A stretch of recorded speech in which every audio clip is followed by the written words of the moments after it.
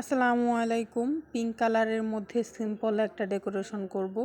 এটা 1 পাউন্ডের একটা কেক ছিল ভ্যানিলা ফ্লেভারের। কেকটাকে আমি 7 ইঞ্চির মোল্ডে বেক করে নিয়েছি। আর আমি উপরে পিঙ্ক কালারের ক্রিম দিয়ে 1 mm নজল দিয়ে একটা ডিজাইন করে নিয়েছি। আর তারপর কেকটা খালি খালি লাগছিল, মানে একদমই সিম্পল লাগছিল। তো তারপর আমি মাঝখানে কিছু চেরি ফুল করে নিচ্ছি সাদা কালারের মধ্যে। এটাকে আমি করেছি 124 নাম্বার নজল দিয়ে। আপনারা চাইলে যে কোনো রোজ নজল দিয়ে এটা করতে পারবেন। আর তারপর এখানে আমি কিছু মাঝখানে পাপড়ি দিয়ে দিব সেম নজল দিয়েই। এখানে আমি ফুলের মাঝখানে রেনু দেওয়ার জন্য গোল্ডেন কালার সুগার বলগুলো দিয়ে দিয়েছি। আমাকে কিছু লিখতে বলেনি, আমাকে বলেছে শুধু ডেকোরেশন করে দিলেই হবে, কিছু লিখতে হবে না, তাই আমি কিছু লিখিনি।